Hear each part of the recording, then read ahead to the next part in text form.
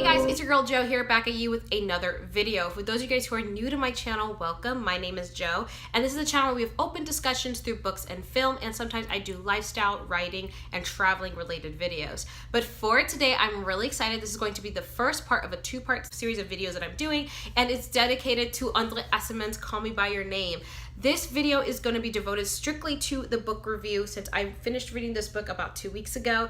And the second part, which is coming out tomorrow, will be me analyzing the film. It's going to be a writing video, of course, and it's going to be, we're going to use the film as a catalyst of how, and really breaking down what makes it a great romance, how to make it as airy and breathable and at the same time realistic and romantic and yet so layered at the same time. There are just so many things happening in the film. Personally, from the book and the film, they're two separate entities, but the movie was adapted from this original text. So that is what we're going to devote this video to. For those of you guys who have not read the book or seen the movie, I will warn you that there are spoilers from now on. So if you have not read the book, I highly suggest you read it before you hear this review. I would recommend the book. I gave it 4 stars on Goodreads, but I would also recommend the film as well. So if you haven't, please get on the ball. It's absolutely incredible. So without further ado, let's jump into the review. One of the first things that I would definitely say that really struck me about this film was the setting. That is the very first thing that I got completely in awe. For one, for those of you who have known me for quite a while now, you know how much I love Europe. I have grown up in my childhood where I would go to Switzerland for the summer with my family, and so it was such a nice and nostalgic way that I got into this book, really, because it is set in southern Italy during the summer, and it was so amazing to really get back into that world. And I think that first, if you have not been to Europe, maybe it might be a different experience for you. But if you have been to Europe, especially during the summer, you will know exactly what I'm talking about. It has all that charm. It's very cultured and yet so humbling and down to earth at the same time, as well as elegant and timeless. And that's one of the things that I loved about the setting. It's done so incredibly well. I felt everything. I felt the bay where the summer house is by. I felt the bike rides, the open fields, the town square. I felt everything, everywhere where Elio and Oliver and his family were. I felt just everything. It was just incredible. I loved the setting. Another strong point that I really loved was, of course, Elio and Oliver. This is a romance book, so obviously they are the central point. I thought Elio's character was so rich because even though he's like maybe 16, 17 at this time and he's about to go to college, the fact that he doesn't watch TV and the fact that he's not very much in tune with popular culture of the 80s at this time period, which is set in, I think like he's an isolationist, but at the same time allows him to be so versatile in so many different things, which is the reason why he transcribes music and knows so many different composers that I've never even heard about. And I grew up with classical music, and I ended up looking up some of these people. The poets and authors that he writes about are just so different, and I have never even heard of them. And so these are only things that you really know when you're so unplugged from the noise of media and the digital and everything around you, and you're just really much in your element. You're surrounded by books, you're surrounded by the countryside.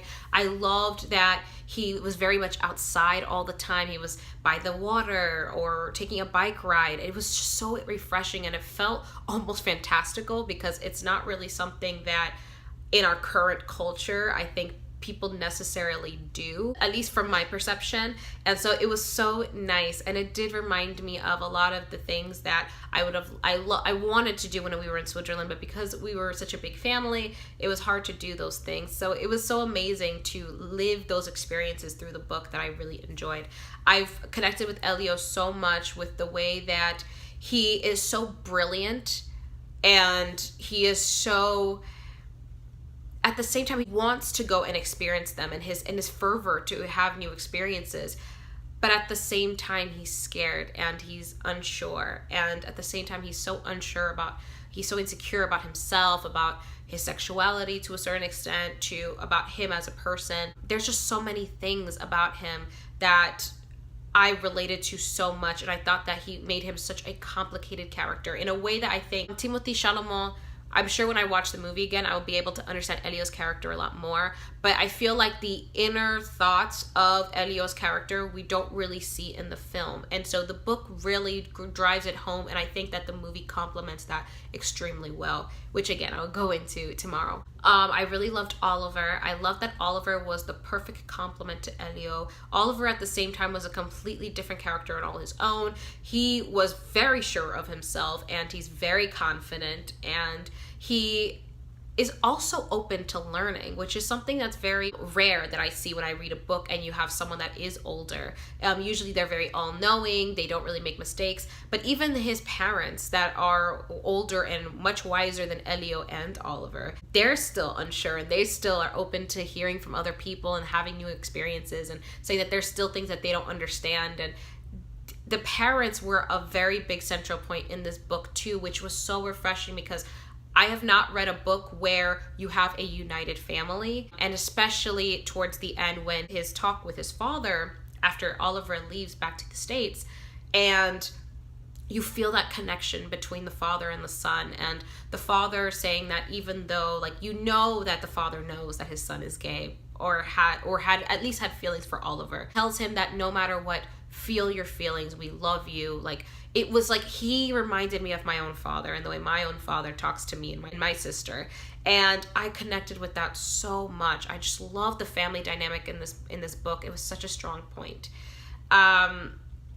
I really loved the marriage of the mix of the different languages in this book. There was a lot of Italian, a lot of French, just a lot of languages that was being spoken in this book. And I also love that there were so many references. There were so many vocabulary words that I learned from this book as well. And I think that that's something that is very intellectually challenging when you read a book where you have to put it down and look for a dictionary to look it up, or you have to stop and look up who this person is. If they're referencing to this town or this city or this term, you want to go and look it up. And I loved that. So I had to pause a couple of times when I read this to do that, just so I can really understand everything that was going on. One of the weak points of this book is that I will say that the ending, I would much prefer if the book ended the way that the movie did. The way that the movie did it was so brilliant because the movie ended it with Elio just sitting by a fireplace and just getting into his emotions about finally losing Oliver. Not when Oliver was leaving, but really when Oliver is engaged and married. The book continues on from that point. It goes into him meeting Oliver a couple of times throughout his life as he got older, and Oliver's kid being married and having kids, and his kids growing up and getting married and all that. And so Elio's older, and it's told from a sense of memory, which is something very interesting with the prose. But at the same time, I feel like it was a way of romanticizing the fact that they're still somewhat together but somewhat not, because at the end, I think Elio's in his 40s and Oliver's in his late 50s or something like that, and Elio's father just passed away, and Oliver comes to visit him and stay at the summer home just like they did before. And it was kind of like an homage to that one summer when they fell in love. And yeah, it's beautiful and romantic, but at the same time, I feel like it crumbled the essence of the book, which was a fleeting romance. It was passionate, it was beautiful in itself, and yet so simple. It wasn't like passionate to a point where it was dramatic, but it was passionate in the point that it was so human and simple and very, very bare. And I wish that they left it at that. I wish that they left it at Oliver just telling Elio that he got married, and maybe Elio like thinking about what Oliver meant to him, what it means for him as a man, if he's really gay or not, maybe a question of sexuality, his relationship with his father. I would have loved to hear more about that at the end and just his reflection on that as an older person, rather than him meeting Oliver a couple of times in his lifetime and then ending it with Oliver and Elio like 18 years later meeting at the same summer home. Like, it's just like it romanticizes that aspect, because remember, this is set in the 80s and the 90s. So I'm sure that being a gay man, not only they're gay, but they're Jewish gay men, I'm sure that at that time period, it wasn't easy to be openly gay. It wasn't easy to be a couple. Not to say that that's what happened at the end, but I got the inkling that that was kind of what Aciman was hinting at, that maybe that they were going to unite once more, even though that he's married and his kids are grown up and everything, that Elio and Oliver still have that connection.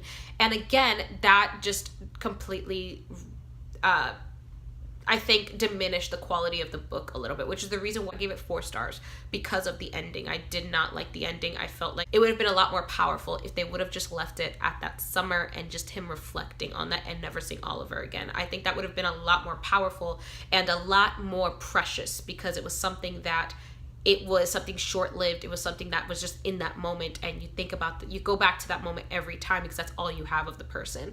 I thought that that would be a lot more powerful. I really, really did enjoy this book. It was brilliantly written. Even the characters that made cameos in the book were also very interesting characters and funny and great. Anyway, that is all I have for you guys today. I hope you guys enjoyed this review. Let me know down below if you agree with anything that I said. If you've read Call Me By Your Name. Also, if you guys know any book that is set maybe in a summertime in Europe, or is a romance, and it could be a romance of any kind. It could be LGBTQ, or it could be straight heterosexual or interracial, whatever it is. I would love to hear I would love to read more books centered on a summer in Europe, because in romances, because I just enjoyed this book so much because it was just so beautifully written. Anyway, thank you guys so much for watching, and I will see you guys tomorrow for part 2.